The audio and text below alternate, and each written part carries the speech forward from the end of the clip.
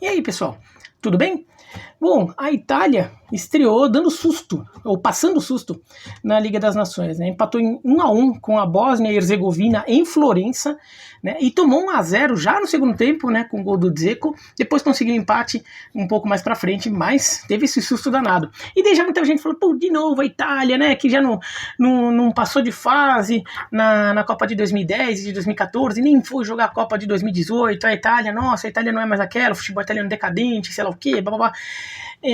Bom, é óbvio que o futebol italiano não está onde ele já esteve, tá? Em clubes nem se compara, né? O futebol italiano de clubes entre os anos 80 e 90 era o melhor do mundo, assim, de longe, e a seleção italiana não tem mais a geração como teve nos anos 90 e depois teve na década de 2000. Agora, esse papo de que a Itália morreu, o time é fraco, sei lá o quê, eu também não caio muito nessa não, porque daí é pensar muito em nomes, e daí, se você não acompanha muito o futebol italiano, ou no mínimo a seleção italiana, você vai ficar achando que a Itália, para ter jogador de nome, é só se aparecer Totti, Buffon e Pirlo ali na escalação. Se não for nenhum desses jogadores, vai parecer que o time é fraco, e não é bem assim. É que são jogadores que estão no cenário italiano e que muitas vezes estão bem, formando uma seleção que está ficando boa, e muita gente não percebe porque muita gente também nem acompanha tanto o campeonato italiano mais e nem dá tanto valor que acontece lá, sendo que o campeonato italiano está em crescimento, está com uma evolução clara, e a gente vê isso quando uma Atalanta faz o que fez na Champions League. Ou a Roma, que há 3 temporadas, chegou à semifinal da Champions League e quase tirou o Liverpool na semifinal e chegou à decisão. Não estou nem falando de Juventus, tá? Então, o futebol italiano ali também não está essa draga toda como muita gente imagina. E a seleção é um caso, tá? Se você pegar a escalação da Itália contra a Bósnia, vai ficar parecendo, nossa, eu vou falar aqui, Donnarumma, Florenzi, Bonucci, Acerbi e Biraghi. Daí, Sensi, Pellegrini e Barella. Chiesa, Insigne e Belotti. Nossa, não tem nenhum craque. Mas aí você tem que considerar que o Immobile estava no banco, né? O Immobile, que é titular desse time, foi titular nas eliminatórias da Eurocopa, estava no banco. Ele entra no segundo tempo, mas ele estava no banco, e ele foi um dos melhores atacantes do futebol europeu na última temporada, numa temporada dele pela Lazio.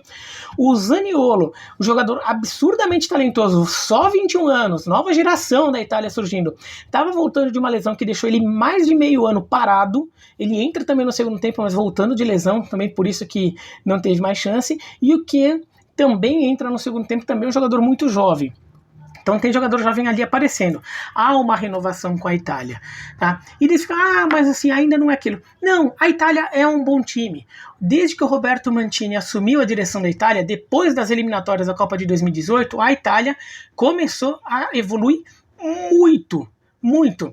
Nas eliminatórias para a Eurocopa, ela venceu todos os jogos. Tudo bem que não foi o grupo dos mais difíceis, mas ela venceu todos os jogos, sendo que fora de casa, a Itália só não fez 3 gols ou mais em uma partida. Foi contra a Finlândia em Helsinki, que a Itália venceu por 2-1. Fora isso, todos os jogos fora de casa, não estou nem falando de jogos em casa, os jogos fora de casa, a Itália fez 3 gols ou mais. Quer dizer que a Itália ganhou com sobra e jogando futebol ofensivo. A Itália evoluindo bastante ali, e isso não pode ser ignorado. Não foram os adversários mais fortes do universo? Não foram, mas a Itália mostrou que estava ganhando com sobra, mostrou um time forte. Tá? E inclusive ganhou 2 vezes da Bósnia, tá? A Bósnia com quem a Itália tropeçou agora. Agora, a Itália também, todo mundo voltando de temporada, de parada, sei lá, uma pré-temporada meio mal feita, tudo. Então também, assim, o futebol ficou meio maluco, né? Então não dá pra exigir tanto assim. Vamos ver com calma, mas a Itália tá crescendo. E achar que só não tem tanto nome aqui, aí tem 2 fatores para considerar. Primeiro, que o trabalho anterior da Itália, do Gianpiero Ventura, o técnico, foi horroroso, técnico fraco, mesmo dentro do cenário italiano nunca tinha mostrado nada, foi uma temporadinha melhorzinha lá, foi contratou para a Itália, técnico fraco, que fez um trabalho fraco, que aproveitou mal a geração nova que ele tinha na mão, então fez com que aquela geração demorasse para estourar, pelo menos como jogador de seleção. caso do Insigne. Quando a Itália é eliminada nas eliminatórias da Copa de 2018 pela Suécia, a grande chiadeira é que a Itália é eliminada precisando fazer um gol na Suécia, em Milão, com o Insigne no banco. Ele não botou o que talvez fosse o principal jogador da Itália naquele momento, porque deixando ele no banco, sendo que o time precisava de um gol. Trabalho horroroso do Ventura. E daí ele acaba não sabotando, mas atrasando o desenvolvimento de uma geração que está começando a aparecer agora. A gente vê Biraghi, 28 anos, a gente vê Florenzi, 29, a gente vê ali o Sensi, 25, não são jogadores que poderiam estar rodando na seleção italiana há mais tempo. Então quando eles aparecem aqui, parece, nossa, jogador esquisito, o Insigne tem 29, não para, jogador estranho, tu não tá acostumado com ele. Por quê? Não é jogador de seleção italiana, a Itália tá improvisando. Na verdade não, na verdade eles já deviam ter espaço na seleção italiana, mas a Itália demorou para fazer essa renovação, e agora só que a gente vai vendo isso acontecer. Agora, na nova geração tem o Zaniolo, tem o Tonali, que foi contratado agora pelo Milan, ótimo volante, 20 anos só, não jogou esse jogo porque ele teria que fazer quarentena da Covid, então ele não pôde jogar esse jogo contra a Bósnia, né? Tem o Luca Pellegrini, 21 anos, quer dizer, tem jogadores novos aparecendo. Verratti com 27 é outro jogador ali que teve o desenvolvimento dele um pouco atrasado. Berardi com 26 é um jogador que também já poderia ter se tornar um jogador um pouco maior, mas a Itália tem jogadores ali, fala, não, mas não é tudo isso. Vamos pegar a seleção da Espanha, tá? Vamos pegar a seleção da Espanha. Eu vou pegar a seleção da Espanha em 2 jogos, depois da Copa de 2018, tá? A Espanha fez uma Copa horrorosa, mas é uma seleção ali que, pegando o trabalho todo da Espanha, né? Depois da Copa de 2018, começa um novo trabalho ali. Pegar 2 jogos. Primeiro eu vou pegar o jogo mais recente que a Espanha fez com o time principal, assim, foi contra a Romênia, tá? Com o Robert Moreno de técnico. Eu não vou contar o jogo contra a Alemanha, empate 1-1 nesta quinta-feira, porque naquele jogo a Espanha, tanto como a Alemanha, estava desfalcada de alguns jogadores por uma questão ali de pré-temporada, jogador que teve que esticar a temporada por causa de Champions League, Liga Europa, tudo. Então eu vou pegar só os jogadores da Espanha de jogo contra a Romênia, que foi teoricamente sem essa questão de dispensa, eventualmente alguma substituição ou lesão da época. A Espanha jogou com Kepa, Carvajal, Sérgio Ramos, Íñigo Martínez e Gayá, Fabián Ruiz, Busquets e Saúl, Gerard Moreno, Morata e Cazorla. Aquele jogo contra a Romênia, 5-0 para a Espanha. Desse time aqui, quem é o super craque? O super craque que faz a Espanha ser uma das seleções mais elogiadas do futebol mundial de hoje. Sérgio Ramos é um dos melhores zagueiros do mundo. Não é um super craque, é um grande zagueiro, mas assim, não é aquele jogador que te enche os olhos e fica pensando, nossa, a seleção que gira em torno do Sérgio Ramos, tá? Busquets já foi muito bom, mas o Busquets já não é mais aquele, né? Vamos concordar. O Busquets ainda acho um grande volante, tudo, mas já não é mais aquele jogador. Cazorla é um ótimo jogador, um dos ídolos do meu filho, um dos jogadores preferidos do meu filho, por exemplo.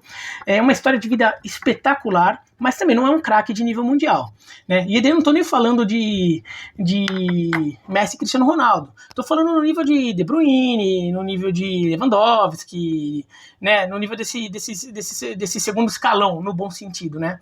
É um jogador que, assim, não tá nesse nível. Vamos pegar agora a Espanha no jogo contra a Croácia, nas eliminatórias para a Eurocopa.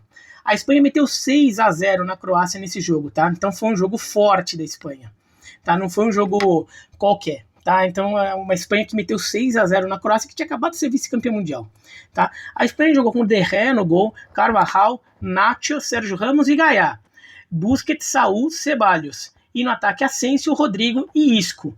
Ó, tem bons jogadores aqui. Isco, Asensio, você vai lá, Saúl, né, que estava nos 2 jogos, nas 2 escalações, que o Carvajal, De Gea, que já foi um goleiraço, hoje talvez não seja mais tão um goleiraço assim. Agora, Rodrigo é um super atacante? É um bom atacante, mas é um super atacante, um grande centroavante do futebol mundial? O Immobile. Acho que hoje é um jogador, fez uma temporada melhor que ele.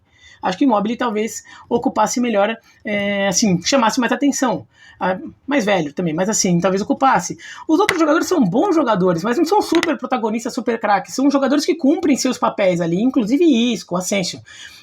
É um time que, assim, no papel só chama mais atenção que a Itália, porque muitos desses jogadores jogam no Real Madrid ou no Barcelona, né? Então, mais no Real Madrid, na verdade, né? Joga no Real Madrid, por exemplo, que o time em que eles estão chama mais atenção, mas não chama atenção por causa deles. Quando você fala, nossa, o Real Madrid é um grande time de futebol europeu, sei lá o quê, você não vai imediatamente, não, tem assim, tem isso, tem sei lá quem, tem um Carvajal, sei lá.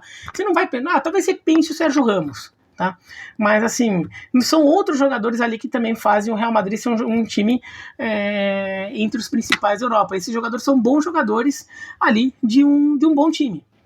Então a Espanha, eu até acho que no papel é melhor que a Itália, mas ela não é tão mais espetacular assim que a Itália. E eu acho que, na verdade, as duas seleções vivem uma situação meio parecida, que estão montando times sem um super protagonista, mas tendo alguns líderes ali, no caso o Sérgio Ramos, por exemplo, na Espanha, no caso o Bonucci e o Chiellini, que é banco agora da Itália, mas o Bonucci e o Chiellini como referências ali, né, jogadores até conhecidos internacionalmente, tudo, e com experiência de grandes competições, para dar um pouco ali de rodagem, mas o resto, bons jogadores que cumprem seus papéis nos seus clubes e formam juntos, se encontrar um conjunto, como a Itália tinha encontrado nas eliminatórias da Eurocopa, e como a Espanha também, a Espanha fez uma eliminatória muito boa, meteu 5-0 na Romênia, meteu 6-0 na Croácia, aliás, 6-0 na Croácia não foi eliminatórias da Eurocopa, não, foi a Liga das Nações anterior, tá, confundi, mas assim, foi muito bem a Espanha, mas assim, não são times de superestrelas, como a Alemanha também não é. A Alemanha, quando é campeã do mundo, a superestrela da Alemanha é Neuer, Schweinsteiger, esses jogadores espetaculares, mas eles não têm nem por personalidade essa ideia de superestrela. Tanto é que quando a gente falava da Alemanha de 2014, a gente falava muito no conjunto, não falava a Alemanha de Schweinsteiger, a Alemanha de Neuer, a Alemanha de sei lá quem, do Thomas Müller. A gente fala do conjunto da Alemanha. E é o que a Espanha e a Itália têm hoje. Seleções que têm um conjunto muito forte e seleções que são realmente competitivas. E ainda que as últimas campanhas da Itália em Copas do Mundo tenham sido muito ruins, caindo na primeira fase em 2010, no grupo para a Eslováquia e Paraguai.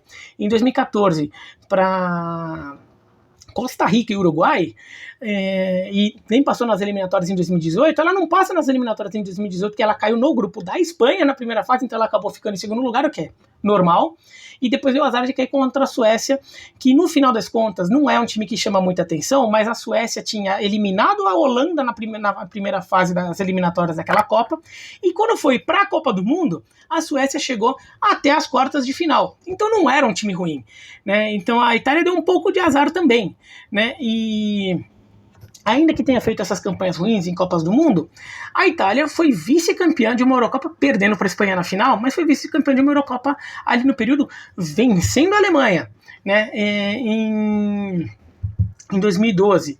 E em 2016, ela também vai para a Eurocopa e faz uma boa Eurocopa e foi eliminada pela Alemanha nos pênaltis, dando muito trabalho para a Alemanha e mantendo uma escrita que a Itália nunca perde da Alemanha em grandes competições, né?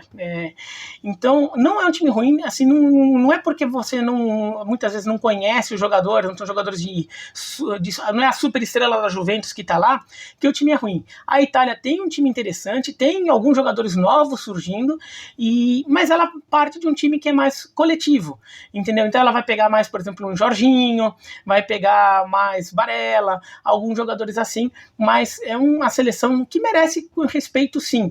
Talvez não seja a Itália como a gente sempre imaginou. Agora pensa, a Itália também é uma das maiores seleções do futebol mundial, né, uma das camisas mais pesadas, camisas de seleções mais pesadas do futebol mundial, a segunda maior campeã do mundo, ao lado da Alemanha, atrás só do Brasil.